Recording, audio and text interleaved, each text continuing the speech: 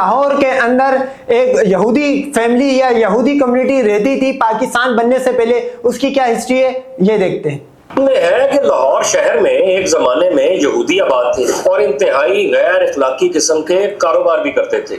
यहूदियों की इस छोटी सी बरादरी ने पहल तो लाहौर में तिजारत की और सूद का कारोबार किया, लेकिन थोड़े ही अरसे में बड़े पैमाने पर जिस्म फरोशी का कारोबार शुरू कर दिया। अगर ये कहा जाए कि लाहौर, अच्छा, ये जो जिस्म फरोशी या ये बता रहे हैं, देखो यहूदी जूडिज्म में तो ये अलाउ नहीं है, सही है, लेकिन जो ज़ोनिज़्म का मिलाप हुआ जब इनके साथ, और यहूदियों के बहुत सारे फिरके, कोई एक फिरका नहीं है, तो अगर आप नोट करोगे टॉप टियर की पी साइट, PORN में यहाँ पे नाम नहीं ले सकता, पी साइट्स के सारे ओनर यहूदी है। ओके, उसके बाद गे डेटिंग एप्स जो है, गे डेटिंग एप्स जो है उसके ओनर जो सबसे बड़ी हैगी, मैं उसका मतलब डेटिंग ऐप का यहाँ पे नाम नहीं लूंगा ताकि और लोग ना जाए उसमें, उसका ओनर भी यहूदी है। ले, तो ये है, ये बात तो खैर हकीकत है, देखते आगे क्या है।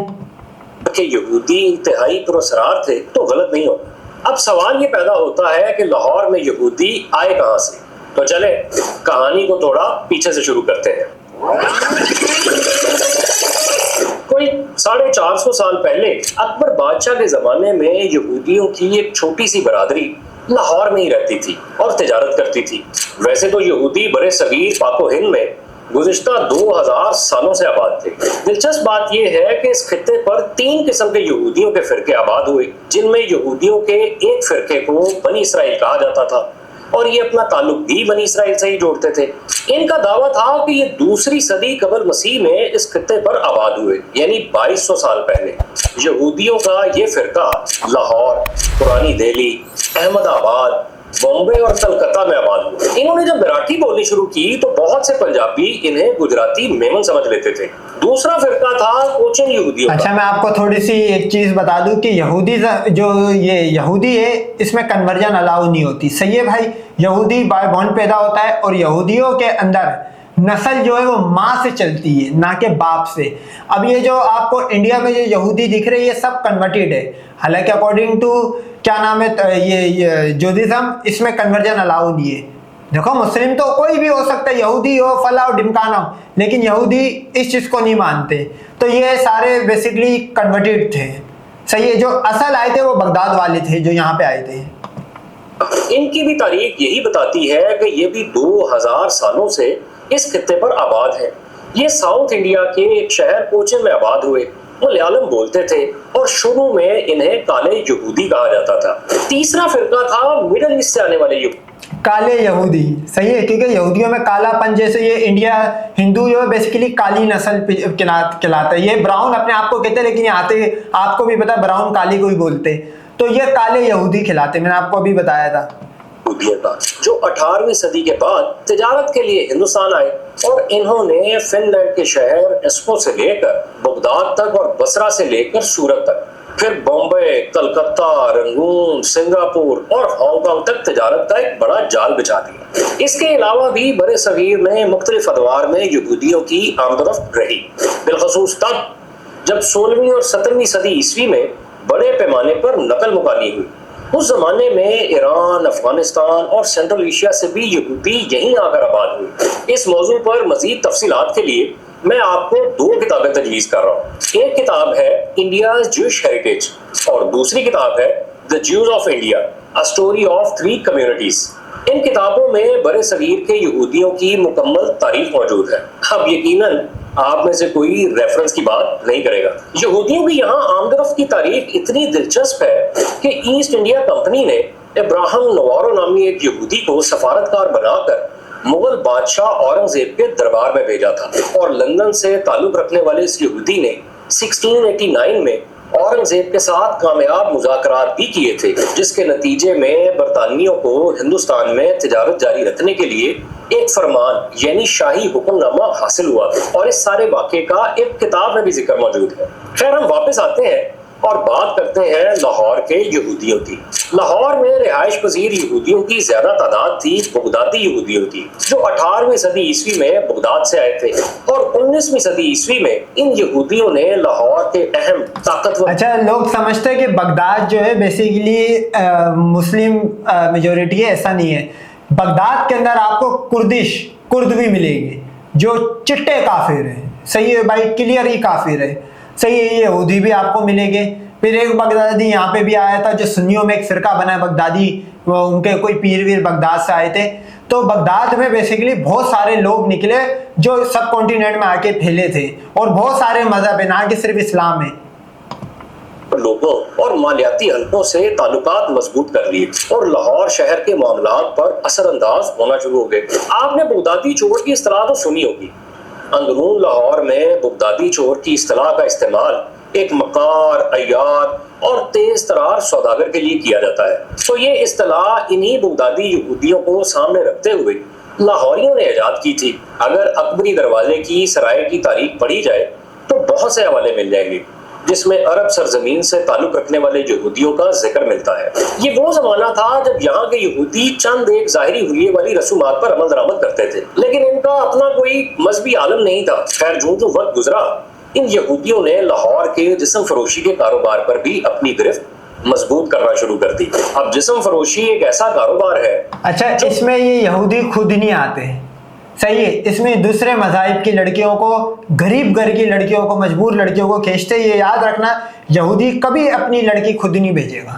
ये यहूदी की हिस्ट्री है। आप जाओ वेस्टर्न कंट्रीज में ना, वहां पे जितने भी बड़े प्रोडक्शन हाउस है, पी मूवीज के, मैं पूरा नाम नहीं ले रहा, आप समझ गए होंगे, पी मूवीज के प्रोडक्शन हाउस का ओनर यहूदी, वेबसाइट यहूदी, कैमरामैन बेशक दूसरी तरफ से आ जाए, अंदर करने वाली जो लड़की होगी वो यहूदी नहीं होगी।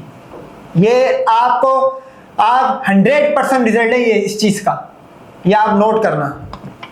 तो माजी में भी ताकतवरों के दलालों के साथ ताल्लुकात मजबूत बनाता था और आज भी बनाता है। तो ये यहूदी मजबूत भी होना शुरू हो गए। दरअसल मामला कुछ यूं था कि लाहौर के दलालों की एक बड़ी बुरी फितरत ये थी कि वो अपनी कस्बियों से पैसे छीन लेते थे और उन्हें छोड़कर चले जाते थे। कस्बी जिस्म फरोश औरत को कहा जाता है। ये दलाल अपनी कस्बियों के पास वापस तभी आते थे जब इन्हें इस बात का, ये लाहौर का मेरे को लग रहा है कि ये यहूदी नहीं, इसमें सारे शामिल है। लाहौर में आज तो चलो पाकिस्तान बन गया, आज भी ये रेड लाइट एरिया ओपन चलता है भाई वहां। तो लाहौर का तो मतलब मैं ये समझता हूँ जैसे कराची सिटी ऑफ लाइट है, Lahore the city of red light है।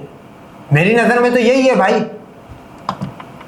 हो जाता था कि कस्बी ने अपने पास एक माकूल रकम जोड़ ली है और वो फिर इस रकम को छीनते और गायब हो जाते। यहाँ की बहुत सी कस्बियां बहुत बुरे हालात में जिंदगी गुजार रही थी। दूसरी तरफ यहूदी इसे एक कारोबार समझते हुए मुनज़्ज़म तरीके से चलाने की प्लानिंग कर रहे थे। खैर, यहूदियों ने अपनी औरतों को इस घनौने पेशे में उतारना शुरू कर दिया और इन औरतों को माकूल मुआवजा भी दिया। एक और हैरान बात, अच्छा, ये जो यहूदी उतरे होगे ना, ये ओरिजिनल यहूदी नहीं होगे, ये कन्वर्टेड काले यहूदी उतर रहे। क्योंकि ओरिजिनल यहूदी जो है ना, पहली बात तो ये कि वो यहाँ से निकल गया था 1947 के टाइम में, भाग चुका था यहाँ से, इंडिया गया, इंडिया से फिर इजराइल जाते रहे। और बाकी जो काले यहूदी है वो इंडिया में आज भी आबाद है। और कराची में तो आपको पता है इनका बहुत बड़ा कब्रिस्तान है। अगर आप ये सर्च करोगे तो इनका ग्रेवयार्ड भी मिल जाएगा। इनकी इबादत गाह मेन कराची सिटी के अंदर मौजूद है।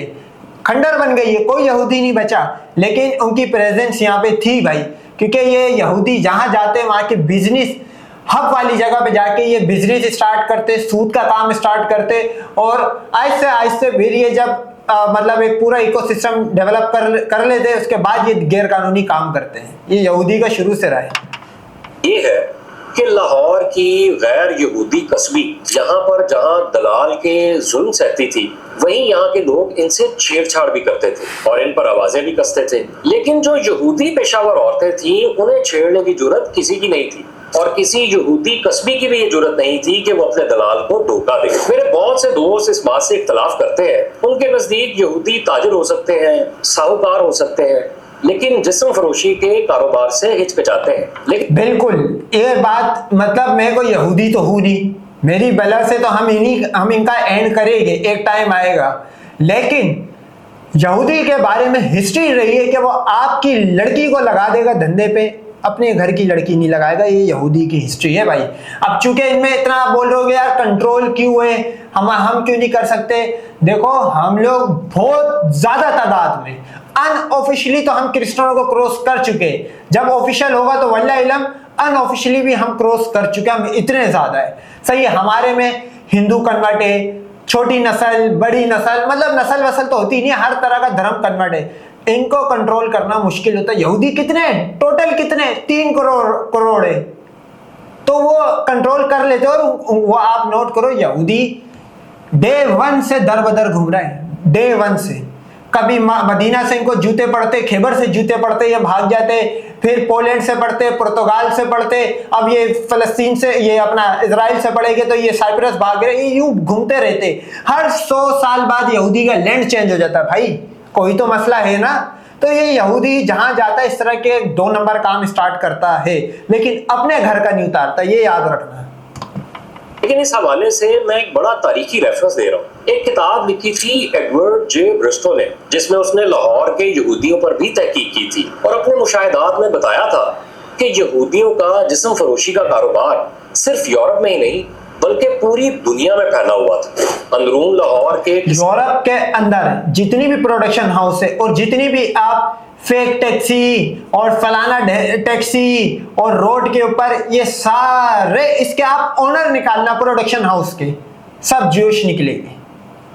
तो ये मैं आपको बताना ये चाह रहा हूं कि ये जो पूरी एक पी ग्राफी इंडस्ट्री है, पी ग्राफी इंडस्ट्री, इसके ऊपर से नीचे तक यहूदी बैठा हुआ है। अब आप उसको ज़ायनिस्ट बोलो, यहूदी बोलो, वो आपके ऊपर है, लेकिन ज़ायनिस्ट इनडायरेक्टली यहूदियों की हार्डकोर फॉर्म है, हार्डकोर फॉर्म है। तो बेसिकली एक रूल जो है वो यहूदी ही करता है ऐसे 2 नंबर कामों में। किसी पुराने बुजुर्ग या बड़े से अगर आप पूछें तो वो आपको आज भी बता देगा कि पहली जंग अजीम के खात्मे के बाद लाहौर में यहूदी दलालों और साहूकारों की एक बड़ी तादाद रहती थी। यहाँ तक कि 1940 तक लाहौर के तोबा खानों में ऐसी तवाइफें मौजूद थी जिन्हें यहूदी की लड़की कहा जाता था। अंदरून शहर के ही चंद उम्र रसीदा बुजुर्ग बताते हैं कि यहूदियों की इबादत गाहें अंदरून लाहौर के तहसील बाजार में हुआ करती थी। मैंने तलाश करने की बहुत कोशिश की लेकिन नहीं मिली। आप में से कोई इस बारे में जानता हो तो मुझे जरूर बताएं। जब तकसीम हिंद के ऐलान में कुछ माह बाकी थे तो लाहौर के यहूदी इस शहर को छोड़कर बॉम्बे चले गए, जहां आज भी वो आबाद है। तो हम ये कह सकते हैं कि लाहौर आने वाले यहूदियों में ज्यादा तादाद बगदादी यहूदियों की थी और शुरू में वो तकरीबन तमाम के तमाम साहूकार और ताजिर थे। जब उनका यहाँ असर रसूख और एतमाद बढ़ा। अच्छा, जो बगदादी यहूदी होगा ना वो गोरा होगा, लेकिन गंदूमी सा गोरा होगा, प्योर वाइट अंग्रेज जैसा गोरा नहीं होगा। ये बगदादियों का है, मतलब उनके कलर में एक है ये। तो वो जिस्म फरोशी के कारोबार में आ गए। जब अंग्रेजों ने बड़े सगीर से रुखसत ली तो सबसे पहले यहूदी लाहौर छोड़कर गए और अपने पीछे सिर्फ दागों। और अगर आप नोट करोगे पर्शियन गल्फ की साइड पे तो सबसे अगर कोई खूबसूरत कोई लोग होते ना, ये बगदादी लोग हैं। बगदादी और सीरियन यानी कि शाम, इन 2 के लोग बहुत खूबसूरत है। ईरान सऊदी सब फेल हो जाएंगे, ये 2 खूबसूरत भी बहुत होते हैं, क्योंकि यहाँ पे आपको कुर्दिश भी मिलेगा। क्रिश्चियंस की बहुत बड़ी तादाद है सीरिया में भाई, कल तो धमाका भी हुआ चर्च में वहां पे सीरिया में बहुत। ये तो जब से दाइश आई, ISIS आई थी, उसके बाद इन सारे गैर मजहब वालों की सफाइयां हुई थी। उससे पहले बहुत सारे बड़ी तादाद में रहते थे। की तरह अल्फाज छोड़ दे जिनके टुकड़े जोड़कर कहानी बनाई जा सकती है। आपने देखा कि हर तरह का 2 नंबर काम ये लोग जहां जाते वहां करते, जहां ये जाते वहां डिस्टरबेंस क्रिएट करते। ये जो भी है, ये यहूदी जो भी ज़ायनिस्ट जो भी है। तो बहरहाल इसी तरह की और रिएक्शन वीडियो के लिए हमारे चैनल को सब्सक्राइब करें। Cricket with Rao.